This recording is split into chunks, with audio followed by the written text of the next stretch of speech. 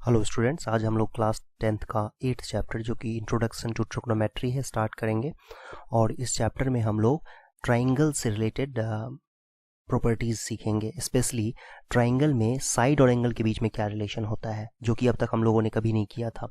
Triangle में एक कोई भी ट्राइंगल आप ले लो, ये एक ट्राइंगल है, इसमें ये एंगल है, ये 3 एंगल्स इस तरीके से हैं और ये साइड्स हैं ABC। ट्राइंगल में ABBCCA साइड्स हैं और ये एंगल्स हैं। आप इस एंगल को एंगल A कह सकते हो, इसको एंगल B, इसको एंगल C कह सकते हो। तो angle A, angle B, angle C और ABBCCA इन सब में क्या रिलेशन होता है ये हम लोग सीखेंगे। हालांकि 10th क्लास में किसी भी ऑर्डिनरी ट्राइंगल के बारे में तो नहीं दिया हुआ है, राइट एंगल ट्राइंगल से रिलेटेड चीज़ें दी हुई है। तो राइट एंगल ट्राइंगल में आप जानते ही हो कि एक एंगल राइट एंगल होगा, बाकी 2 एंगल्स एक्यूट एंगल्स होंगे। तो मान लो इस एंगल को मैं थीटा कहता हूँ, ये ग्रीक लेटर है, एंगल को डिनोट करने के लिए यूज़ होता है। जैसे वेरिएबल को हम लोग एक्स वाई लेते हैं ना, उसी तरीके से एंगल को डिनोट करने के लिए जनरली थीटा लेटर यूज़ किया जाता है। और ये एंगल अल्फा होगा। ये alpha actually 90 degree minus theta के ही इक्वल है, लेकिन मैंने इसको अल्फा बोल दिया है। तो राइट एंगल ट्राइंगल में ये एंगल अल्फा थीटा है ना, और ये साइड्स के बीच में क्या रिलेशन होता है उसी की स्टडी है ट्रिग्नोमेट्री। तो हम लोग इस चैप्टर में यही सीखेंगे कि ट्राइंगल के साइड्स और एंगल के बीच में क्या रिलेशन होता है। So trigonometry is study of relation between sides and angles of a triangle. अब बात करते हैं कि ये इसका डेफिनेशन, मतलब कैसे इसको डिफाइन, कैसे रिलेशन कैसे एस्टैब्लिश होगा वो समझने की कोशिश करते हैं। तो इसके लिए साइड और एंगल के बीच में रिलेशन के लिए हमारे पास एक ट्राइंगल होना चाहिए, right angle triangle. Right angle triangle में आप जानते हो कि ये जो सबसे बड़ी साइड होती है जो कि 90 डिग्री के अपोजिट में है, एंगल बी के अपोजिट में है। अब एंगल बी के अपोजिट में ये साइड है, और एंगल सी के अपोजिट में कौन सा साइड है, ये AB साइड है। और एंगल ए के अपोजिट में कौन सा साइड है, ये BC साइड है। तो इस तरीके से आप समझ सकते हो। तो इनके बीच में क्या रिलेशन होता है वो हम समझने की कोशिश करेंगे। तो ये opposite side I hope clear है कि B के अपोजिट में हाइपोटेनियस AC है, C एंगल के अपोजिट में अपोजिट साइड जो है वो AB है, और एंगल A का अपोजिट साइड BC है। ओके, तो सबसे पहले आर्यभट्ट ने ये डिफाइन किया था। आर्यभट्ट ने हालांकि संस्कृत में डिफाइन किया था, उन्होंने कहा था ये हिंदी में जिसको लिखते हैं ज्या, तो उन्होंने कहा था ये ज्या क्या होता है। तो किसी भी राइट एंगल ट्राइंगल में एक एंगल आप ले लो, एक्यूट एंगल, ये सपोज ये एंगल आपने पिक किया है, वैसे ये भी ले सकते हो आप। तो ये एंगल थीटा अगर आपने लिया हुआ है, तो थीटा के अपोजिट में जो साइड है और हाइपोटेनियस जो है, सपोज इसको मैं x कह देता हूँ, इसको y और हाइपोटेनियस को h। तो किसी राइट एंगल ट्राइंगल में एक एक्यूट एंगल के अपोजिट साइड और हाइपोटेनस का जो रेशियो होता है, इसको इस एंगल का साइन कहा जाता है। ठीक है, साइन कहा जाता है। तो इस तरीके से उन्होंने डिफाइन किया था कि किसी एंगल का, किसी कोण का, हिंदी में बोलते हैं इसको कोण, किसी कोण का जो ज्या होता है वो उस एंगल के या उस कोण के सामने वाले साइड और हाइपोटेनस के रेशियो को कहा जाता है। सो एक बड़ी इंटरेस्टिंग बात है कि x बाई एच तो एक रेशियो है। ट्राइंगल में 3 साइड्स होते हैं, ये x जिसको आप कभी कभी परपेंडिकुलर भी कहते हो, और ये बेस है और ये हाइपोटेनियस है। तो x बाई एच जो होगा, x बाई एच जो है ये एक रेशियो है। इसी को एक नया नाम दिया गया है जिसको हम कहते हैं sine of this angle theta, sine of this angle theta. So ratio को एक नया नाम दिया गया है, जस्ट इतनी सी बात है बस। वैसे ही इसको शॉर्टकट में वैसे लिखा जाता है, ई को हटा देते हैं ना, साइन थीटा को हम x बाई एच लिखते हैं। तो साइन थीटा क्या होता है बच्चों, किसी भी राइट एंगल ट्राइंगल में, किसी भी राइट एंगल ट्राइंगल में कोई भी एक एक्यूट एंगल ले लो, कोई भी एक एक्यूट एंगल ले लिया हमने। ठीक है, अब एक्यूट एंगल ये सपोज लिया है मैंने थीटा, तो इसके सामने वाला साइड जो भी होगा और हाइपोटेनस का जो रेशियो होगा उसको हम कहते हैं उस एंगल का साइन। या यूं कह सकते हैं कि एक साइड ले लिया हमने, हाइपोटेनस ले लिया, तो x बाई एच जो रेशियो होगा, ये y है, तो x बाई एच जो रेशियो है इसको हम कहेंगे, x बाई एच जो है x के सामने वाला जो एक्यूट एंगल है उस एंगल का साइन, इसको हम साइन थीटा कहेंगे। इस तरीके से आप समझ सकते हो। ये एक नया डेफिनेशन है, ये एक नया नाम दिया गया है रेशियो को, रेशियो का। ये रेशियो ही है बेसिकली। x बाई एच क्या है, एक रेशियो है, 2 साइड्स का रेशियो है, उसको हम sine of angle, sine of theta कहते हैं। सो फॉर्मली हम इस तरीके से डिफाइन कर सकते हैं ट्रिग्नोमेट्रिकल रेशियोज को। देखो ये राइट एंगल ट्राइंगल है, इसमें ABC में B angle 90 degree, C angle के अपोजिट में साइड होगा ये AB, और C का एंगल के एडजेसेंट साइड है BC। तो साइन ऑफ एंगल ए, जिसको हम लोग साइन ऑफ एंगल ए को हम लोग लिखते कैसे हैं, हम इसको लिखते हैं साइन ए, या शॉर्टकट की बात करें तो हम लोग इसको ई को इरेज कर देते हैं, हटा देते हैं, तो साइन ए हो जाता है। सो बेसिकली ये साइन ए है। बीसी बाई ए सी अगर बात करें अपोजिट साइड एंगल ए के, क्योंकि एंगल ए का साइन है तो एंगल ए का जो अपोजिट साइड होगा, जो कि इस केस में अगर हम देखें तो बीसी है और हाइपोटेन्यूज तो एसी ही है, तो ये आ जाएगा sine A BC by A C. Similarly cosine of A, cosine of A को शॉर्टकट में हम लोग लिखते हैं कॉस ए। ये होता है side adjacent to angle A which is A B, and hypotenuse तो एसी ही है, तो ए बी बाई ए सी हो जाएगा। सो कोई भी एक्यूट एंगल आप देखोगे, सी देखो या ए देखो, तो उसका अपोजिट साइड और एडजेसेंट साइड आपको पता होना चाहिए क्या है, और उसके हिसाब से फिर साइन का डेफिनेशन ये होता है opposite side to that angle divided by hypotenuse, and cosine का डेफिनेशन होता है एडजेसेंट साइड उस एंगल का डिवाइड बाय हाइपोटेन्यूज। ये दो मेन ट्रिगोनोमेट्रिकल रेशियोज हैं। 6 रेशियोज होते हैं ट्राइंगल के अंदर, 3 साइड्स हैं तो 6 रेशियोज होंगे। उन 6 रेशियोज में से ये 2 मेन है। अब टेंजेंट ऑफ एंगल ए एक और रेशियो हम डिफाइन करेंगे जो कि अपोजिट बाय एडजेसेंट होता है, मतलब एंगल ए के अपोजिट जो साइड है बीसी और एंगल ए का जो एडजेसेंट साइड है ए बी, उसका रेशियो जो है कहलाता है टेंजेंट ऑफ एंगल ए। तो यही है टेंजेंट ऑफ एंगल ए को हम लोग शॉर्टकट में लिखते हैं tan ए, क्योंकि ये बहुत बड़ा सा वर्ड है ना, तो इसको हम लोग टेंजेंट में जी एन टी को हटा देते हैं तो tan लगा देते हैं, तो इस तरीके से।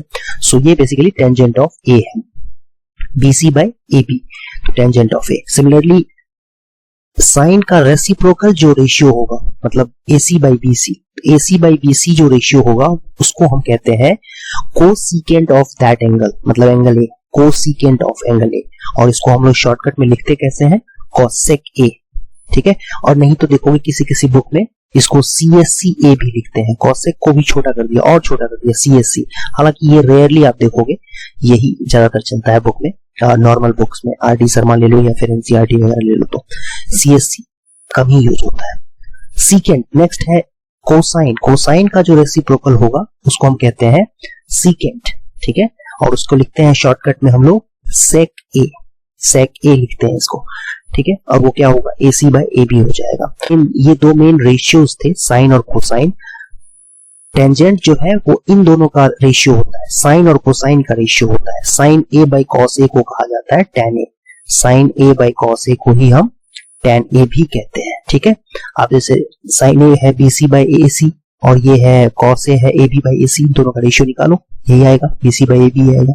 इसी तरीके से टेंजेंट का जो रेसिप्रोकल होता है या यूं कहें कॉस और साइन का जो रेशियो होगा वो कहलाता है कोटेंजेंट, और कोटेंजेंट को हम लोग शॉर्टकट में लिखते हैं कॉट ए, कॉट ए लिखा जाता है। कोटेंजेंट में एंजेंट को यहां से डिलीट कर देते हैं तो कॉट बन जाता है, तो कॉट, कोटेंजेंट को हम लोग कॉट ए लिखेंगे। और सबसे इंपॉर्टेंट बात इसमें यह है कि आप 2 एक्यूट एंगल के अपोजिट साइड और एडजेसेंट साइड कौन से हैं उस पर ध्यान रखो।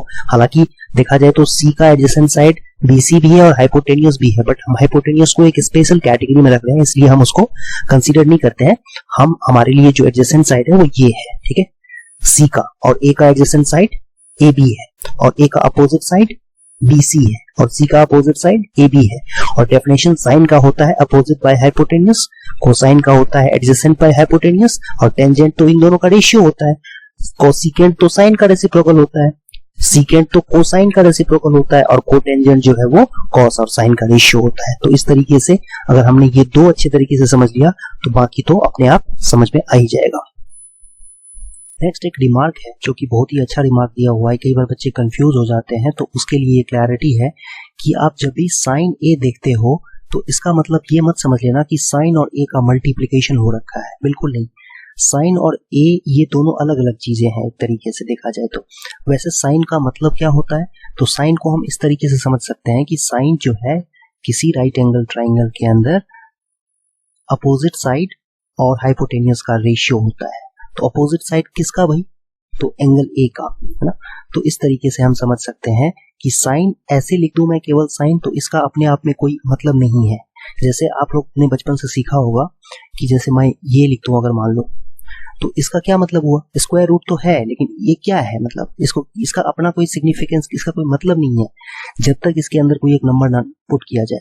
तो एक नंबर अगर हम पुट कर देते हैं तो इसकी वैल्यू हो जाती है 2, आपको पता है ये चीज। तो वैसे ही साइन अपने आप में अधूरा है। अगर यहाँ पर कोई एक एंगल लिख दिया जाए, ए लिख दिया जाए, चाहे थीटा लिख दिया जाए या अल्फा लिख दिया जाए, तो साइन अल्फा एक मीनिंगफुल चीज है। और वो चीज क्या है कि किसी ट्राइंगल के अंदर, राइट एंगल ट्राइंगल के अंदर एक एक्यूट एंगल जो अल्फा है, उसके अपोजिट साइड और हाइपोटेनस का जो रेशियो होगा वही ये वैल्यू है। ठीक है, तो सिमिलरली साइन ए क्या होगा? साइन ए का मतलब हुआ कि साइन ए किसी ट्राइंगल के अंदर एक एक्यूट एंगल ए होगा, उस एक्यूट एंगल ए के सामने वाला जो साइड होगा, सपोज ये 3 सेंटीमीटर है, मान लेते हैं एक सेकंड के लिए, और हाइपोटेन्यूस है, ये हाइपोटेन्यूस है, सपोज ये 5 सेंटीमीटर एज्यूम कर लेते हैं, तो ये 3/5 जो रेशियो है ना, इसी को हम कहते हैं sine of A. So sine जो होता है वो रेशियो होता है, ठीक है, लेकिन ऐसे नहीं, किसी एंगल के लिए हम कहेंगे कि उस एंगल के अपोजिट साइड और हाइपोटेन्यूस के रेशियो को हम कहते हैं उस एंगल का साइन। सो इस तरीके से आई होप आप लोगों को समझ में आया होगा। और एक बात और ये भी है इंपॉर्टेंट यहाँ पर कि जो साइन ए है वो एक रेशियो है, और रेशियो का मतलब ये नहीं होता है कि साइड की लेंथ है। बिकॉज मान लो एक सेकंड के लिए कि मैं एक बात बताता हूं आपको कि एक सेकंड के लिए मान लो कि ये है 6 और ये है 10, तो साइन ए की जो वैल्यू आप निकालोगे इस केस में, तो वो तो निकल के आएगी 6/10, लेकिन 6/10 को तो हम 3/5 भी लिख सकते हैं। ठीक है, तो 3/5 क्या, लेकिन ट्राइंगल के साइड 3 और 5 है? बिल्कुल नहीं। तो इसीलिए साइन एक रेशियो है। तो ट्राइंगल को आप इस तरीके से, सिमिलर ट्राइंगल आपने पढ़ा हुआ है, तो इस तरीके से आप इसको सेम रेशियोज में एक्सपैंड करते जाओगे ट्राइंगल को, तो आप देख सकते हो कि इस ट्राइंगल में अगर हम साइन ए की बात करें, चाहे CBA ट्राइंगल में बात करें साइन ए की, या QNA ट्राइंगल में बात करें साइन ए की, सभी केसेस में साइन ए की वैल्यू, सभी ट्राइंगल्स में साइन ए की वैल्यू सेम ही आएगी, बिकॉज साइड सेम प्रोपोर्शन में है। ट्राइंगल, सिमिलर ट्राइंगल्स हैं तो साइड सेम प्रोपोर्शन में होंगे, और क्लियरली उस केस में रेशियोज जो निकल के आएगा, साइन ए की जो वैल्यू निकल के आएगी सभी केसेस में सेम ही होगी। सो अब जब कभी आपको मान लो साइन ए की वैल्यू कहीं पर दी हुई है क्वेश्चन में, साइन ए की वैल्यू सपोज आपको दे दी गई है 6/11, तो आप ये मत समझना कि ट्राइंगल के अंदर जो साइड्स हैं, एक ट्राइंगल जिसके अंदर ये एंगल ए है, तो इसका अपोजिट साइड 6 होगा और ये 11 होगा, ऐसा सोचना गलत है। क्यों? क्योंकि एक रेशियो है, वो हो सकता है 12/22 हो, है ना, 12/22 भी 6/11 ही होता है। तो इसीलिए जब हम फिगर बनाएंगे तो उसमें हम अपोजिट साइड को 6K लेंगे और 11K लेंगे हाइपोटेन्यूस को, बिकॉज ये रेशियो है, और रेशियो का मतलब ये नहीं होता है कि वो एग्जैक्ट वैल्यूज हैं अपोजिट साइड और हाइपोटेन्यूस। कुछ लोग इसको परपेंडिकुलर भी बोल देते हैं, परपेंडिकुलर और हाइपोटेन्यूस। तो परपेंडिकुलर 6K नहीं है यहाँ पे, सॉरी 6 नहीं है यहाँ पे, 6K है, बिकॉज ये एक रेशियो है, और रेशियो जो है वो, रेशियो का मतलब ये नहीं होता है फिक्स वैल्यू, बिकॉज 3/4 जो है वो 6/8 के इक्वल होता है, और यही 12/16 के भी इक्वल होगा, है कि नहीं। तो इस तरीके से आप समझ सकते हो कि इसको हम एग्जैक्ट वैल्यू नहीं समझ सकते हैं, 6K लेंगे और इसको 11K लेंगे, और फिर ये हम जो बेस जिसको आप कहते हो, या ए का जो एडजेसेंट साइड होगा वो निकल के आएगा, जो भी निकल के आएगा √11K² माइनस 6K का होल स्क्वायर, इस तरीके से जो भी निकल के आएगा। तो आई होप ये क्लियर है, समझ में आया होगा। सो एक एग्जांपल देखते हैं ट्रिगोनोमेट्रिकल रेशियो को समझने के लिए। ये दिया हुआ है tan A = 4/3 and find other trigonometrical ratios of the angle A। इसको कैसे करेंगे? तो सबसे पहले तो हम एक ट्राइंगल ले लेते हैं, ABC ट्राइंगल, जिसमें कि A एंगल एक्यूट एंगल है। तो sin tan A की वैल्यू 4/3 दी हुई है, तो इसका मतलब ये हुआ, tan A का जो डेफिनेशन होता है कि opposite side to angle A, opposite side to angle A divided by adjacent side to angle. That means कि एंगल A, किसी भी राइट एंगल ट्राइंगल में A जो एक्यूट एंगल होगा, उसके अपोजिट साइड और एडजेसेंट साइड का जो रेशियो है वो 4/3 है। तो रेशियो अगर 4/3 है तो हम ये कह सकते हैं कि जो साइड्स की लेंथ होगी वो 4K एंड 3K रेस्पेक्टिवली होंगी। अपोजिट साइड की लेंथ 4K और एडजेसेंट साइड की लेंथ 3K हो जाएगी। तो इस तरीके से भी हम इस चीज को समझ सकते हैं। tan A का मतलब ये एंगल हुआ, अगर हम एंगल A यहाँ पर लेते तो फिर उस केस में हमें इसको 4K और इसको 3K लेना होता, लेकिन यहाँ पर हमने एंगल A को यहाँ लिया हुआ है, दैट मीन्स अपोजिट साइड जो भी होगा वो 4K लेंगे और 3K। यहाँ पर 4 और 3 नहीं लेना होता है, इस बात को हमें समझना है। तो अब यहाँ से हाइपोटेन्यूस क्या हो जाएगा? सबसे पहले यहाँ पर ये आप लिख दो, let BC = 4K and AB = 3K। Then AC is equal to under root 4k square plus 3k square, which is equal to 25k square, and that means it is equal to 5k. So AC जो hypotenuse है वो 5k के equal आ गया। अब आप जानते हो कि साइन A, इसी एंगल का साइन निकालना है, तो साइन A होता है opposite bye hypotenuse, opposite side by hypotenuse. तो अपोजिट साइड क्या है 4k और हाइपोटेन्यूस 5k है, तो k से k कैंसिल होकर के 4/5 हो जाएगा। सिमिलरली cos A निकालेंगे तो cos A की वैल्यू होती है एडजेसेंट साइड AB और डिवाइडेड बाय हाइपोटेन्यूस AC, तो 3k/5k हो जाएगा, तो ये 3/5 आ जाएगा। अब ये दोनों आ गए तो हमारे पास बाकी सारे भी आ जाएंगे, जैसे कि कोसेक की बात करें तो कोसेक तो सीधा सीधा इसका रेसिप्रोकल होता है 1/sin A, लिख देंगे इसको, 1/sin A का मतलब 1/4/5, दैट मीन्स 5/4 हो जाएगा। दूसरा सेक ए होता है cos A का रेसिप्रोकल 1/cos A, तो ये 5/3 हो जाएगा। और cot A, cot A होता है 1/tan A, और tan A तो हमें क्वेश्चन में गिवन था ऑलरेडी, ये tan A जो है 4/3 था, ये कितना हो जाएगा 3/4। तो आई होप ये आपको समझ में आया होगा एग्जाम्पल। नेक्स्ट एग्जाम्पल देखते हैं। इसमें लिखा हुआ है कि if A and B are acute angles such that cos A is equal to cos B, then show that angle A is equal to angle B। तो इसके लिए देखो सबसे पहले तो cos A cos B equal दिया हुआ है, दो ट्राइंगल्स बना लेंगे, और इसमें एक ट्राइंगल है APQ जहां पर एक्यूट एंगल A है, और दूसरा ट्राइंगल है BMN जिसमें एक्यूट एंगल B है। हमें A और B को इक्वल दिखाना है, angle A is equal to angle B। कुछ बच्चे ऐसे करेंगे अपनी मर्जी से, एक ही ट्राइंगल के अंदर एंगल A और एंगल B ले लेंगे, और फिर cos A cos B equal है तो उसको कहेंगे कि angle A is equal to angle B हो जाएगा, जो कि 100% करेक्ट नहीं है, ऐसा नहीं हम कर सकते हैं, ठीक है। तो क्योंकि एंगल A और एंगल B एक्यूट एंगल्स दिए हुए हैं, और ऐसा कहीं नहीं कहा गया है कि ट्राइंगल्स के अंदर ही एक ही ट्राइंगल के एंगल्स हैं ये एंगल A और एंगल B, तो इसीलिए हम अपनी मर्जी से अज्यूम नहीं कर सकते हैं कि ये ABC ट्राइंगल के अंदर ही एंगल A और एंगल B है। ऐसा पॉसिबल है कि ये इस तरीके के दो ट्राइंगल्स बने जिसमें एक ट्राइंगल APQ हो और दूसरा ट्राइंगल, हाँ एक ट्राइंगल में भी हो सकते हैं, उसमें कोई इशू नहीं है, बट हम उसको जनरल केस में नहीं ले सकते हैं। जनरल केस में हम इस तरीके से लेंगे कि भाई दो अलग अलग ट्राइंगल्स हैं जिसमें एक एंगल A है, दूसरे में एक एंगल B है, और हमें cos A cos B दिया हुआ है, तो cos B अगर बात करें, cos A की बात करें तो cos A हो जाएगा AP/AQ, डेफिनेशन यही होता है इसका। और सिमिलरली cos B की बात करें तो BM/BN हो जाएगा, यही डेफिनेशन होता है। इन दोनों रेशियोज को AP/AQ और BM/BN को आप K एज्यूम कर लो, है ना, एज्यूम कर लो, इसमें लेट कर लो इस AP, इसके बाद क्रॉस मल्टीप्लीकेशन से K टाइम्स AQ हो जाएगा, और BM की वैल्यू K टाइम्स BN हो जाएगा। पाइथागोरस थ्योरम से अगर हम लेंथ निकालने जाएं PQ की, तो वो हो जाएगा AQ square minus AP square under root में। AP की जगह पे आप वैल्यू रख दो, ये AP की जगह पे K टाइम्स AQ है, वो वैल्यू रख दो, और फिर इसमें से देखो AQ स्क्वायर कॉमन आ जाएगा और रूट से बाहर निकल के AQ हो जाएगा, तो रूट के अंदर क्या बच जाएगा 1 माइनस K स्क्वायर रूट। तो ये हमारे पास PQ की value AQ times under root के 1 माइनस K स्क्वायर आ गया, तो PQ/AQ को हम ये लिख सकते हैं under root 1 minus K square. Similarly इस ट्राइंगल में अगर हम देखें तो इसमें आप देखोगे तो MN की वैल्यू सेम लॉजिक से निकालेंगे तो ये भी BN टाइम्स अंडर रूट के 1 माइनस K स्क्वायर आ जाएगा, और MN/BN की वैल्यू अगर हम निकालेंगे तो MN/BN की value under root 1 minus K square आएगा। अब इक्वेशन 1 और 2 को देखो ध्यान से, दोनों वैल्यू सेम है, यहाँ पर भी हमारे पास under root 1 minus K square है और यहाँ पर भी under root 1 minus K square है, तो इसका मतलब ये हुआ कि PQ/AQ की जो वैल्यू होगी वो MN/BN के इक्वल हो जाएगी, ठीक है।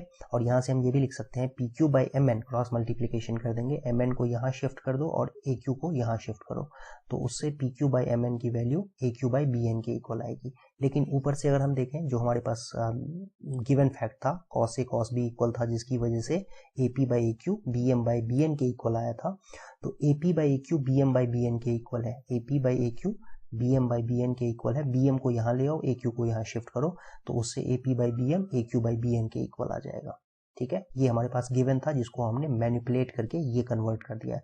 अब तुम देखो यहाँ भी AQ/BN, यहाँ भी AQ/BN, तो इसका मतलब ये दोनों क्वांटिटीज रेशियोज भी बराबर होंगे, PQ/MN और AP/BM भी बराबर हो जाएंगे, तो PQ/MN equal to AP by BN is equal to AQ by BN।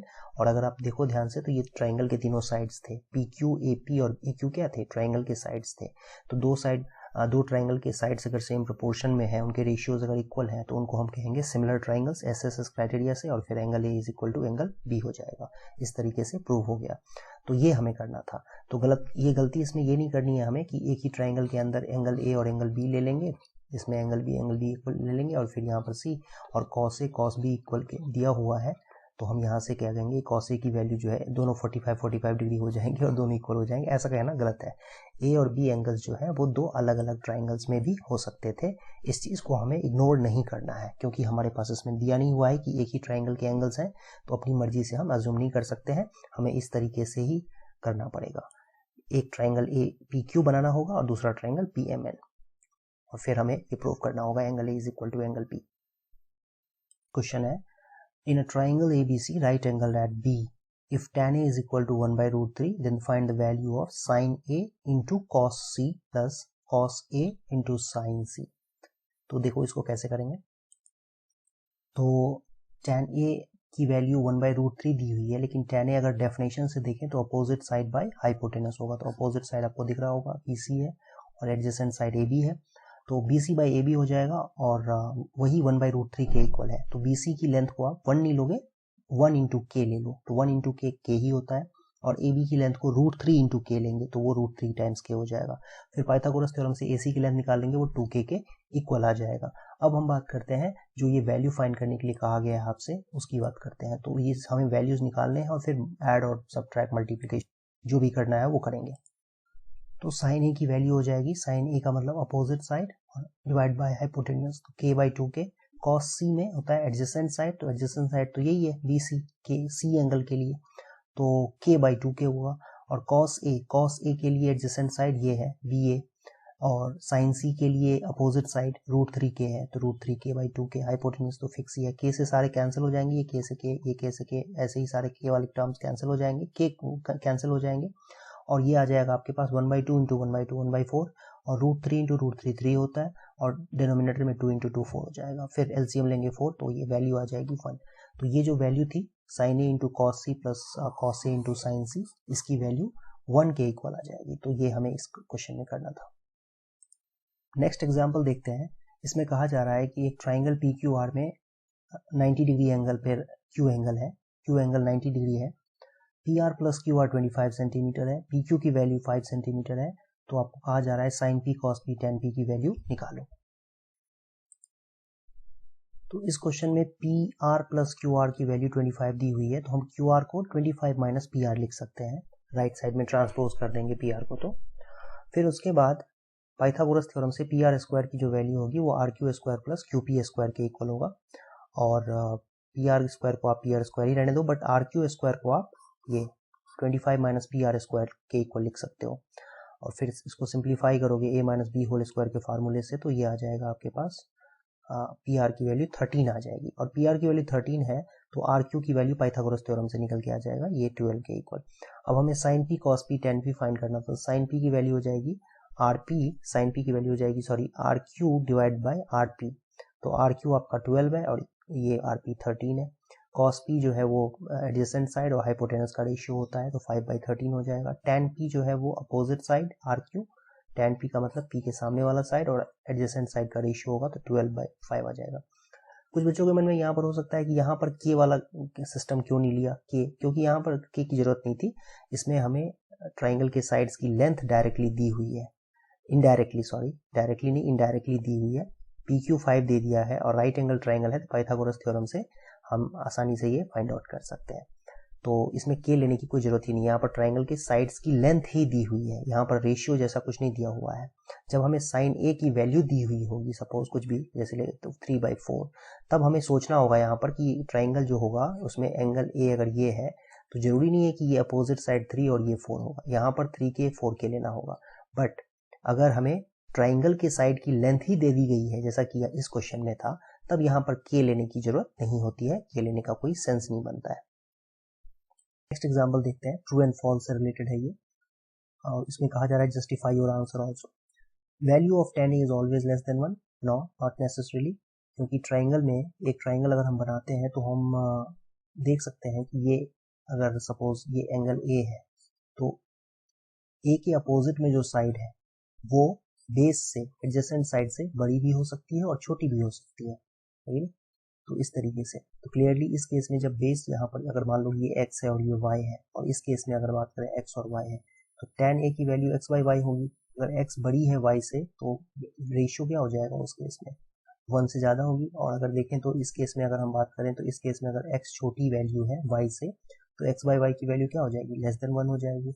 आप समझ के देखो, इस तरीके से इसको 2 ले लो, इसको 3 ले लो या 5 ले लो, तो 2/5 1 से कम होती है। और मान लो इसको आपने 4 ले लिया और इसको 3 ले लिया है, ले ही सकते हैं, कोई इशू तो है नहीं, क्योंकि हाइपोटेनस सबसे बड़ी साइड होती है। उसके बाद ये दोनों तो आपस में कुछ भी छोटे और बड़े हो सकते हैं, तो x बाई वाई की वैल्यू 1 से ज़्यादा होगी उस केस में। तो क्लियरली ये एक फॉल्स स्टेटमेंट है, ठीक है, फॉल्स स्टेटमेंट है। और इसका रीज़न क्या होगा, रीज़न आप यहाँ पर ये लिख सकते हो कि opposite side and hypotenuse, opposite side adjacent side, opposite side by adjacent side can be greater than 1 or less than 1 or less than 1। ये दोनों चीजें हो सकती है। ये हम इसलिए कहेंगे कि ऑलवेज लेस देन 1 जो ऑप्शन है या ये स्टेटमेंट जो है ये फॉल्स है। नेक्स्ट है sec a is equal to 12/5 for some value of angle a। Yes true है ये, ठीक है। एंगल a अगर मान लेते हैं ये, तो sec a जो होगा, sec a की बात करें तो वो होता है hypotenuse divided by adjacent side. तो ये 12 है और ये 5 है, ये बिल्कुल हो सकता है। उस केस में परपेंडिकुलर की जो लेंथ होगी वो 12 स्क्वायर माइनस 5 स्क्वायर जो भी आ जाए, आई थिंक √119 आएगा, तो ये हो जाएगी इस केस में। तो sec a की वैल्यू, यहाँ पर कुछ भी डेफिनेशन वायलेट नहीं हो रहा है, डेफिनेशन बिल्कुल करेक्ट है। हाइपोटेन्यूस सबसे बड़ी साइड होती है ना, और यहाँ पर रेशियो दिया हुआ है जो कि 1 से, sec a की वैल्यू 1 से हमेशा ज़्यादा होती है। तो उस केस में 12/5 तो 1 से ज़्यादा है ही, तो नो इशू, ये ट्रू हो जाएगा इस केस में। और जस्टिफाई और आंसर के केस में क्या लिखोगे कि 12 is hypotenuse and 5 is adjacent side which is valid. cos a is the abbreviation used for the cosecant of angle a। false, because cos जो होता है वो किसके लिए यूज होता है, एब्रीविएशन किसके लिए यूज होता है, ये कोसाइन के लिए यूज होता है। यहाँ पर इन्होंने कोसेकेंट दे दिया है तो गलत है, इसका मतलब ये स्टेटमेंट फॉल्स है। नेक्स्ट है cot a is product of cot and a। cot multiplied by a is equal to cot a, बिल्कुल गलत बात। cot a मल्टीप्लीकेशन नहीं हो रहा है, मल्टीप्लीकेशन हम किसका करते हैं, मल्टीप्लीकेशन हम दो नंबर्स का करते हैं, ठीक है। एंगल a तो चलो फिर भी एक नंबर है, एंगल a एक नंबर है, ठीक है। ये 30 डिग्री एक नंबर है, 30 एक नंबर है, 45 डिग्री है तो एक नंबर है 45, बट कॉट थोड़ी एक नंबर है, कॉट नंबर नहीं है। कॉट क्या होता है, रेशियो होता है साइड का, ठीक है, किसी एंगल ए के लिए। तो ये कॉट ए जो है वो नंबर्स, दो नंबर्स का प्रोडक्ट नहीं है, मतलब दो नंबर्स नहीं है कि जिसको हम मल्टीप्लाई कर देंगे, ठीक है।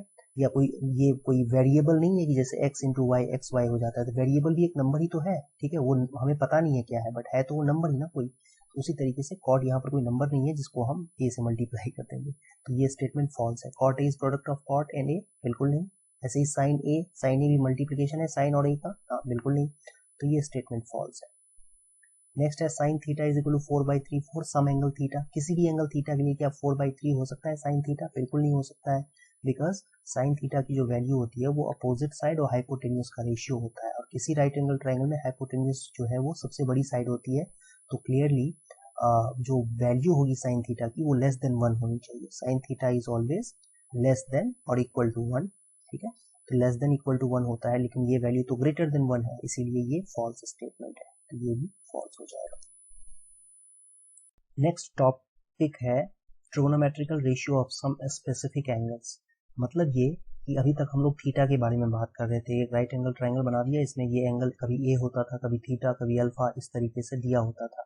अगर ये थीटा अगर सपोज 30 डिग्री हो जाए ये एंगल, या ये एंगल 45 डिग्री हो जाए या 60 डिग्री हो जाए, ये स्पेशल एंगल्स हैं, क्योंकि हम इनके वैल्यूज जो है इनके वैल्यूज मतलब हम साइन 30 डिग्री की वैल्यू, साइन 45, कॉस 60, जो भी है, जितने भी ट्रिगोनोमेट्रिकल रेशियोज हैं उन सब का 30 डिग्री पे, 45 डिग्री, 60 डिग्री पे क्या वैल्यूज होंगे वो हम इजीली फाइंड कर सकते हैं। इनफैक्ट 0 और 90 डिग्री के लिए भी हम लोग फाइंड कर सकते हैं। तो हम लोग ये कुछ स्पेशल एंगल्स हैं, उनमें आता है 0 degree, 30 degree, 45 degree and 60 degree, 90 degree. Yes finally तो ये 5 जो एंगल्स हैं ये स्पेशल एंगल्स कहलाते हैं, स्पेसिफिक एंगल्स कहलाते हैं, और इनके लिए साइन 0 डिग्री क्या होगा, साइन 30 डिग्री क्या होगा, sine 45, sine 60 degree, sine 90 degree, cos 0, cos 30, cos 45, cos 60। तो ये सारी चीजें क्या होती हैं वो हम लोग फाइंड करेंगे। और ये सारे स्पेशल एंगल्स हैं क्योंकि इनको हम लोग ज्योमेट्री के हेल्प से इजीली फाइंड आउट कर सकते हैं। कॉस 30 की वैल्यू क्या होती है वो आप देखोगे अभी कि ज्योमेट्री से, ज्योमेट्री जो हम लोगों ने जितना हम ज्योमेट्री हम जानते हैं उसके हेल्प से इजीली फाइंड किया जा सकता है। हमें ट्रिगोनोमेट्रिकल रेशियो का डेफिनेशन केवल पता होना चाहिए, तो उससे हम इजीली फाइंड कर सकते हैं। So let us start with 45 degree angle. 45 degree angle जो है वो इसलिए आसान है क्योंकि आप उसके लिए आपको एक आइसोसेलेस राइट एंगल ट्रायंगल बनाना होगा जिसमें कि ये एंगल भी 45 है और ये एंगल भी 45 है। तो ऑब्वियसली आइसोसेलेस बन गया तो ए बी और बी सी इक्वल हो जाएंगे। ए बी और बी सी इक्वल होगा, दोनों को ए और ए ले लो तो पाइथागोरस थ्योरम से ये रूट 2 टाइम्स ए हो जाएगा, under root A square plus A square. तो ये 2a स्क्वायर होता है और 2a स्क्वायर में तो a स्क्वायर है इसलिए रूट से बाहर आ जाएगा और रूट 2 अंदर ही रह जाएगा, तो ये रूट 2 a रूट 2 आ जाएगा। अब आप समझ सकते हो कि साइन 45 निकालना है तो ये एंगल ले लो 45 या ये एंगल ले लो, एक ही बात है। साइन 45 हो जाएगा अपोजिट साइड जो कि a है, ठीक है, और अपॉन में हाइपोटेनियस जो कि रूट 2a है, और इसको a से कैंसिल कर देंगे तो 1/√2 आ गया। तो अब यहाँ पर ये ट्राइंगल छोटा सा दिख रहा है चाहे बड़ा सा कैसा भी बना ले, अगर हम आइसोसेलेस ट्राइंगल बना के हम easily, isosceles right angle triangle बना के इजीली हम साइन 45 डिग्री की वैल्यू निकाल सकते हैं। और ये बड़े से बड़े और छोटे से छोटे ट्राइंगल में वैलिड होगा बिकॉज हमने ये ऑलरेडी देख लिया है, डिस्कस कर चुके हैं कि ट्राइंगल की साइज से कोई फर्क नहीं पड़ता है। अगर आप सिमिलर ट्राइंगल बनाते जाओगे तो साइन ए की जो वैल्यू इस छोटे ट्राइंगल में होगी, साइन ए की वैल्यू जो इस छोटे ट्राइंगल में होगी वही साइन ए की वैल्यू इस बड़े ट्राइंगल में भी होगी, राइट एंगल ट्राइंगल से में। तो इसीलिए इस तरीके से इजीली हम फाइंड कर सकते हैं। 1/√2 होती है और ये 1/√2 एक फिक्स वैल्यू है, साइन 45 डिग्री की वैल्यू फिक्स होती है और वो 1/√2 के इक्वल है। कॉस 45 1/√2 होता है अगेन, tan 45 ये भी 1 होता है, ठीक है। tan 45 कैसे निकालेंगे, opposite side divide by adjacent side. अगर आप इस एंगल को भी लोगे तो अपोजिट साइड ये हो जाएगा a divide by adjacent side, तो a/a 1 के इक्वल आ जाएगा, तो tan 45 1 होता है। cos 45 भी 1/√2 ही होगा, देख सकते हो एडजेसेंट साइड बाय हाइपोटेन्यूज। और फिर इनके रेसिप्रोकल्स इजीली फाइंड कर सकते हैं, जैसे cosec 45 डिग्री इसका रेसिप्रोकल हो जाएगा, तो 1/√2 का रेसिप्रोकल √2 होता है, √2 आ जाएगा। सिमिलरली sec 45 आ जाएगा, cot 45 भी आ जाएगा। तो इस तरीके से इजीली कर सकते थे। नेक्स्ट बारी आती है 30 डिग्री और 60 डिग्री एंगल के लिए। अब हम सीखेंगे कि साइन 30, साइन 60, कॉस 30, कॉस 60 ये सारी चीजें कैसे निकालते हैं। तो इसके लिए हमें एक इक्विलैटरल ट्राइंगल लेना होगा, एबीसी इक्विलैटरल ट्राइंगल ले लेते हैं और एडी इसके ऊपर परपेंडिकुलर ड्रॉ कर देते हैं। तो एडी जब परपेंडिकुलर ड्रॉ करेंगे तो होगा क्या कि ये दोनों ट्राइंगल्स एडीबी ट्राइंगल और एबीसी ट्राइंगल्स कॉन्ग्रुएंट हो जाएंगे।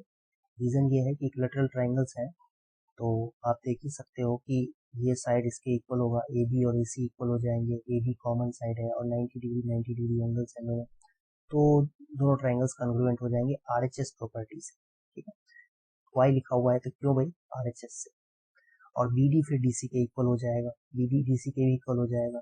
ओके, तो पूरे साइड को अगर मान लो मैंने ए ले लिया है, ये ट्राइंगल के इक्विलैटरल ट्राइंगल के सारे साइड्स ए हैं, तो B D D C equal है, दोनों के दोनों क्या हो जाएंगे, a/2 हो जाएंगे, ठीक है। और पाइथागोरस थ्योरम से AD की लेंथ कितनी आ जाएगी, under root A square minus A square by 4, तो ये आ जाएगा 4 LCM 4a square minus A square, और ये होगा root 3a square divided by 2। Root से बाहर निकल जाएगा 4 तो 2 आ जाएगा, और फिर ये a भी रूट से बाहर आ जाएगा तो रूट 3a/2। सो हाइट जो है AD की लेंथ आ गई रूट 3a/2 के इक्वल। ये लेंथ हमने निकाला हुआ है बच्चों, हमने साइड के ट्राइंगल के साइड का लेंथ ए लिया हुआ है, तो एडी की जो लेंथ है वो रूट 3a/2 आ जाएगी। अब देखो ध्यान से इसके अंदर, अगर आपको साइन 30 डिग्री निकालना है मान लो, तो साइन 30 डिग्री निकालोगे तो वो होता है अपोजिट साइड बाय हाइपोटेन्यूस। तो 30 डिग्री के सामने साइड कौन सा है, ये साइड है BD, ठीक है। और BD अभी अभी हमने क्या कहा था, ये a/2 था, तो a/2 whole divided by hypotenuse जो कि a है, तो a से a कैंसिल होकर के क्या फाइनली हमारे पास आ जाएगा 1/2। सो साइन 30 डिग्री की वैल्यू 1/2 हो जाती है। ऐसे ही cos 30 डिग्री निकालेंगे तो वो तो एडजेसेंट साइड बाय हाइपोटेनियस होता है, एडजेसेंट साइड क्या है 30 डिग्री के लिए, इस ट्राइंगल में देखें तो ADB ट्राइंगल है ना, ये हमने कहाँ से निकाला है, इन ट्राइंगल ADB में साइन 30 की वैल्यू हमने ADB ट्राइंगल को यूज करते हुए निकाला था। cos 30 के लिए एडजेसेंट साइड AB है और हाइपोटेन्यूज तो A ही है, तो मतलब AB ही है, तो AB की जगह पे क्या लिखेंगे बच्चों, देखो अभी अभी निकाला था √3a/2 whole divided by AB है A से A कैंसिल हो गया, √3/2 आ जाएगा। सो cos 30 डिग्री की वैल्यू √3/2 के इक्वल आ जाएगा। cos 30 degree is equal to √3/2, और tan तो आपको पता ही है इन दोनों का ही रेशियो होता है, tan 30 degree sin divide by cos, sin 30 degree divide by cos 30 degree, तो 1/2 डिवाइड बाई √3/2, दोनों को डिवाइड करेंगे तो हमारे पास आंसर क्या आ जाएगा, 1/√3। सो इस तरीके से इजीली फाइंड कर सकते हो आप। सिमिलरली cosec भी निकाल सकते हो, cosec 30 डिग्री क्या हो जाएगा बच्चों, इसका रेसिप्रोकल। secant 30 डिग्री क्या हो जाएगा, इसका रेसिप्रोकल 2/√3, और cot 30 डिग्री क्या होगा, इसका रेसिप्रोकल जो कि √3 के इक्वल है। ऐसे ही बात करें तो sin 60 डिग्री के लिए, तो आप ध्यान से देखो तो sin 60 डिग्री आपको दिखेगा अपोजिट साइड बाय हाइपोटेन्यूज, तो ये हाइपोटेन्यूज A है, ये A/2 था और ये √3a/2 था। फिर से इस ट्राइंगल में ही, ट्राइंगल ADB में ही अगर हम ध्यान से देखें sin 60 डिग्री, तो अपोजिट साइड है √3a/2 जो कि AD है, और में हाइपोटेन्यूज जो कि AB है, तो A से A कैंसिल हो जाएगा, √3/2 आ जाएगा। और जब ये निकाल लिया है तो cos 60 डिग्री तो इसका रेसिप्रोकल होता है, तो 2/√3 हो जाएगा। फिर cos 60 की बात करें तो ये एडजेसेंट साइड बाय हाइपोटेन्यूज, तो एडजेसेंट साइड है A/2 whole divided by A से A कैंसिल हो जाएगा, 1/2 आ जाएगा। फिर sec 60 डिग्री भी आ जाएगा, कितना आएगा ये 2/1 हो जाएगा। फिर tan 60 डिग्री की बात करें तो वो अपोजिट बाय एडजेसेंट होता है, तो √3a/2 whole divide by A/2, A से A कैंसिल, 2 से 2 कैंसिल, तो √3 आ जाएगा। तो cot 60 डिग्री भी आ जाएगा किसके इक्वल, 1/√3 के इक्वल। इसका रेसिप्रोकल कर देंगे तो इसका रेसिप्रोकल क्या होगा, 1/√3 आ जाएगा। तो इस तरीके से हमने देखा कि 30 और 60 डिग्री के लिए एक इक्वेटरल ट्राइंगल के हेल्प से हम इजीली इसको फाइंड कर सकते हैं सारे ट्रिगोनोमेट्रिकल रेशियोज की वैल्यूज। एक is trigonometrical ratios of 0 degree and 90 degree. ये थोड़ा स्पेशल केस है क्योंकि आप जानते हो कि एक राइट एंगल ट्राइंगल में दो एंगल तो 90 डिग्री हो नहीं सकते हैं, ठीक है। एक एंगल 90 डिग्री हो गया तो अब ये हम जनरली डिफाइन कैसे करते थे, तो थीटा इसको लेते थे, फिर साइन थीटा को हम x/h कहते थे, कॉस थीटा को y/h कहते थे। उस केस में ये थीटा की कुछ वैल्यू होती थी, लेकिन ये थीटा अगर 90 डिग्री हो जाए तब कैसा होगा, समझो कैसा होगा। ये एक तो बन ही नहीं सकता है, ये थीटा ये 90 हो ही नहीं सकता है, ट्राइंगल रहेगा ही नहीं। तो ट्राइंगल नहीं रहेगा तो फिर कैसे हम करेंगे, इसका वैल्यू कैसे निकालेंगे। तो ये एक समझने वाली बात है, इसको ना हम डिफाइन किया जाता है। ऑब्वियसली एक राइट एंगल ट्राइंगल में ना, ट्राइंगल के अंदर एंगल 0 नहीं हो सकता है और ना ही दो राइट 90 डिग्री एंगल्स हो सकते हैं। तो वैल्यू कैसे निकालेंगे, तो उसको समझने के लिए हमें इसको हम डिफाइन करते हैं, साइन 0 डिग्री को या कॉस 0 डिग्री को, साइन 90 डिग्री या कॉस 90 डिग्री, इन सब चीज़ों को हम डिफाइन करते हैं, ठीक है। एक्चुअली हम इसको बना नहीं सकते हैं ट्राइंगल के अंदर 0 डिग्री एंगल या दो 90 डिग्री एंगल्स बना नहीं सकते हैं। तो समझो इस चीज़ को कैसे डिफाइन करेंगे इसको। ये हमारे पास एक ओरिजिनल ट्राइंगल है, ABC ट्राइंगल। इसमें एंगल ये आपको कुछ एक्यूट एंगल दिख रहा होगा। अब इस एंगल को ना आप इंक्रीज करते जाओ, ठीक है। इस एंगल A को आप क्या करते जाओ, सॉरी डिक्रीज करते जाओ, एंगल A को डिक्रीज करते जाओ। पहले देखो ऐसा था, अब क्या करना है, थोड़ा कम कर देना है और थोड़ा कम कर देना है। इस तरीके से एंगल और छोटा हो गया, और छोटा कर दिया हमें, देख सकते हो, और छोटा हो गया, देखो बिल्कुल छोटा। छोटा होते होते जब ये AB मतलब AC जो लाइन थी वो AB से कोइंसाइड कर जाएगा, AB लाइन जो है वो और AC लाइन वो आपस में कोइंसाइड कर जाए, यानी ये भी हम कह सकते हैं कि जो BC की लेंथ है वो छोटी होती जा रही है, BC जो है वो कम होती जा रही है, कम होती जा रही है, और देखो कम हो गई, इस तरीके से और कम हो गई, और यहाँ पर आते आते तो 0 ही होगी। तो BC की लेंथ जब 0 हो जाएगी, ये जो लेंथ BC लेंथ है ये 0 हो जाएगी, दैट इज AC और AB कोइंसाइड कर जाएंगे, है ना। तो उस केस में एंगल A तो 0 हो जाएगा, लेकिन डेफिनेशन तो यही होता है, साइन 0 डिग्री क्या होता है, अपोजिट साइड बाय हाइपोटेन्यूज। तो अपोजिट साइड तो ये देखो देखो 0 होता जा रहा है, ये 0 होता जा रहा है, तो 0 हो जाएगा, और डिवाइड बाय हाइपोटेन्यूज तो कोइंसाइड कर चुका है AB के साथ, तो वो AB ले लो आप, तो 0 बाई AB 0 के इक्वल हो जाता है। तो साइन 0 डिग्री 0 के इक्वल होता है। लेकिन जब हम कॉस 0 डिग्री की बात करेंगे तो कॉस 0 डिग्री के केस में अगर देखो तो वो एडजेसेंट साइड और हाइपोटेन्यूज का रेशियो होता है। तो एडजेसेंट साइड और हाइपोटेन्यूज का रेशियो का मतलब हुआ कि AB बाई AC होगा, लेकिन यहाँ तो AB और AC कोइंसाइड कर चुके हैं, सेम हो चुके हैं, एक ही लेंथ हो चुके हैं, देख सकते हो आप AB AC, मतलब ये C पॉइंट जो ऊपर था, जब ये एंगल 0 हो जाएगा तो C और B आपस में कोइंसाइड कर जाएंगे, ठीक है। दैट मीन्स AB और AC इक्वल हो जाएंगे, तो AB और AC इक्वल हो जाएंगे तो ये वैल्यू 1 के इक्वल हो जाएगी। जब AB और AC इक्वल होंगे तो ऑब्वियसली 1 के इक्वल होगी। क्यों ए बी और ए सी इक्वल हो गया? बिकॉज सी पॉइंट बी के साथ कोइंसाइड कर गया है, ठीक है। तो सी पॉइंट जब बी के साथ कोइंसाइड करेगा तो ए सी ए बी बराबर हो जाएंगे। और tan 0 डिग्री जो है बच्चों, ये तो sin 0 डिग्री बाई cos है, cos 0 डिग्री होता है तो 0 बाई 1 0 ही हो जाएगा। और जब sin 0 डिग्री 0 के इक्वल होगा तो गेस करो cosec 0 डिग्री क्या होगा? cosec 0 डिग्री हो जाएगा, यहाँ पर 0 अपॉन में चाहूँ तो मैं इसको 1 भी लिख सकता हूँ, तो 1 बाई 0 हो जाएगा cosec 0 डिग्री, और वो फिर क्या हो जाएगा? अनडिफाइंड, क्योंकि 1 बाई 0 को हम लोग क्या कहते हैं? अनडिफाइंड कहते हैं। तो cosec 0 इज अनडिफाइंड। ऐसे ही sec 0 डिग्री की वैल्यू की बात करें तो उसका रेसिप्रोकल होता है, 1 का रेसिप्रोकल 1 ही आएगा। और cot 0 डिग्री की बात करें तो वो भी क्या हो जाएगा? tan 0 डिग्री का रेसिप्रोकल, दैट मीन्स 1 बाई 0, तो ये भी क्या हो जाएगा बच्चों? अनडिफाइंड हो जाएगा। तो इस तरीके से हमने समझा 0 डिग्री के लिए कैसे वैल्यूज निकालते हैं। अब समझेंगे 90 डिग्री के लिए कैसे वैल्यू निकलेगा। सो 90 डिग्री वाला केस कैसे करेंगे? देखो ये ए एक एक्यूट एंगल है, इसमें अगर हम साइन ए को डिफाइन करेंगे तो वो बी सी बाई ए सी होगा। cos a को डिफाइन करेंगे तो ए बी बाई ए सी होगा, और tan a को डिफाइन करेंगे तो B C by A B होगा। लेकिन अब हमें एंगल को 90 करना है, इसी एंगल ए को 90 करना है। क्लियरली एक ट्राइंगल में दो 90 डिग्री एंगल नहीं हो सकते हैं, लेकिन ये एक मैंने आपको पहले ही बताया कि ये डिफाइन किया जाता है। साइन 90 डिग्री की वैल्यू हम डिफाइन कर देते हैं। दैट मीन्स ये एक कह सकते हैं हम कि ये आपको एक्सप्लेन कर सकते हैं इस तरीके से कि 90 डिग्री हो जाएगा तो क्या होगा, ठीक है। तो आप देखो इस तरीके से कि एंगल को इंक्रीज कराना है, तो एंगल को इंक्रीज करा दिया गया। पहले ए की पोजीशन यहाँ पर थी, अब यहाँ आ गई है, ऑब्वियसली एंगल इंक्रीज हो गया और इंक्रीज हो गया। जैसे जैसे बी के पास लाते जाएंगे ए को, तो एंगल बढ़ता जाएगा, बढ़ते बढ़ते बढ़ते 90 के इक्वल हो जाएगा। तो उस केस में जरा सोचो कि जो ये ए बी की लेंथ है वो क्या हो जाएगा? 0 के इक्वल, ठीक है। ए बी किसकी तरफ जाएगा? ए बी क्या हो जाएगा? 0 के इक्वल हो जाएगा, ठीक। और ए बी 0 के इक्वल होगा, और साथ ही साथ ए सी और बी सी कोइंसाइड कर जाएंगे, है ना। तो देखो जब ये ए और बी आपस में ये कोइंसाइड करेंगे तो ए सी लेंथ और बी सी लेंथ भी बराबर हो जाएंगे, ऑब्वियसली ए सी बी सी के बराबर हो जाएगा। इस केस में ए एंगल जो कि अब 90 हम करने जा रहे हैं, बी के क्लोज लाके, बी के क्लोज लाते हुए हम ए को क्या कर रहे हैं? 90 डिग्री के इक्वल कर रहे हैं। तो साइन ए जो कि साइन 90 डिग्री है, वो साइन ए तो basically B C by A B था, sorry B C by A C था। तो बी सी बाई ए सी के केस में इसमें अगर हम देखें तो बी सी और ए सी तो बराबर हो चुके हैं, देख सकते हो आप, तो ये 1 के इक्वल हो जाएगा। और ऑब्वियसली फिर cosec 90 डिग्री भी क्या हो जाएगा? 1 का रेसिप्रोकल 1 ही होता है।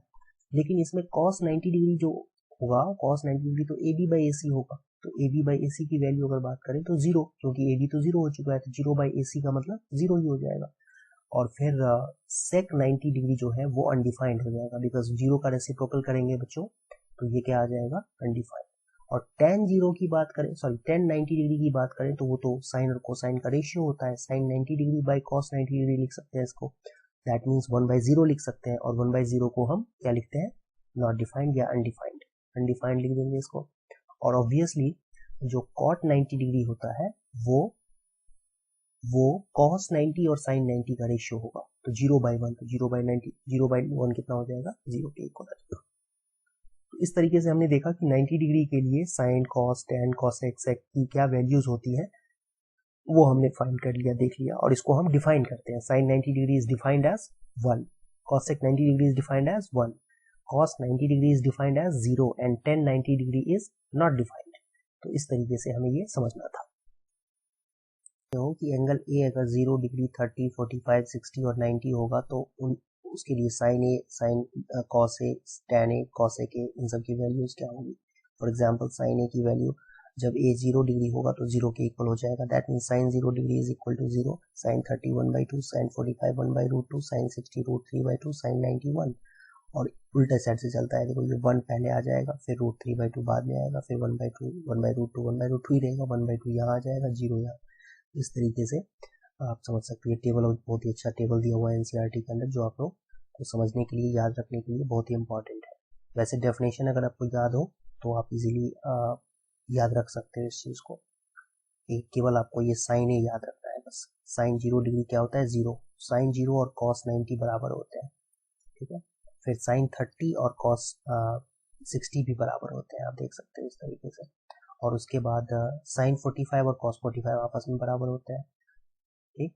और साइन 60 और cos 30 आपस में बराबर होते हैं, यहाँ से देख सकते हो। और साइन 90 और cos 0 भी आपस में बराबर होते हैं। ये दोनों भी आपस में बराबर होते हैं। और टेंजेंट जो है वो तो रेशियो होता है साइन कोसाइन का, तो अपने आप याद हो जाएगा आपको।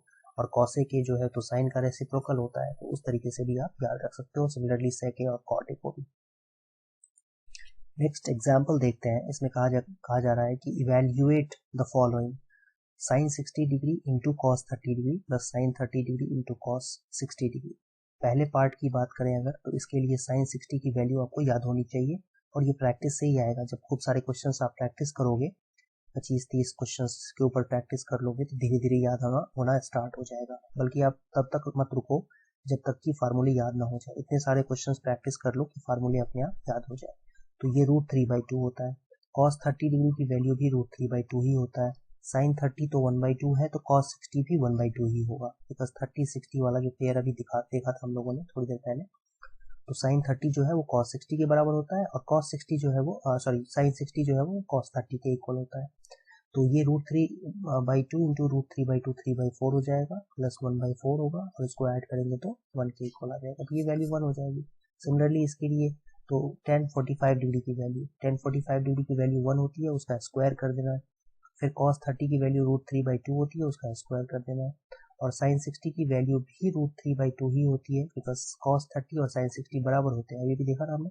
ये भी √3/2 का स्क्वायर ही हो जाएगा। ठीक है, तो आपस में कैंसिल हो जाएंगे, फिर वैल्यू कितनी आ जाएगी, 2 के इक्वल आ जाएगी। तो इस तरीके से इस क्वेश्चन को सॉल्व करना था। नेक्स्ट एग्जाम्पल देखो। इसमें कहा जा रहा है इसकी वैल्यू फाइंड करने के लिए, तो वैल्यूज ही आपको पुट करनी है, बस खाली फार्मूला आपको याद होना चाहिए। सॉरी, फार्मूला नहीं, वैल्यूज याद होनी चाहिए। cos 60 डिग्री की वैल्यू क्या होती है वो आपको याद होना चाहिए। 1/2 होती है, फिर स्क्वायर लगा हुआ है तो स्क्वायर कर देंगे। फिर sec 30 डिग्री की वैल्यू होती है 2/√3, उसका स्क्वायर कर देंगे। फिर tan 45 डिग्री की वैल्यू 1 होती है, उसका भी स्क्वायर किया जाएगा। साइन 30 की वैल्यू 1/2, फिर इसका स्क्वायर कर दो। cos 30 डिग्री की वैल्यू √3/2, इसका भी स्क्वायर कर दो। और इसको अब ऐड करके सब्ट्रैक्ट करके और जो वैल्यू होगी वो कैलकुलेट कर लो, सिंप्लीफाई कर लो। तो देखो क्या आएगा आपके पास, 2 × 4, 4 × 16/3 -1, और डिवाइडेड बाय 1/4 प्लस 3/4।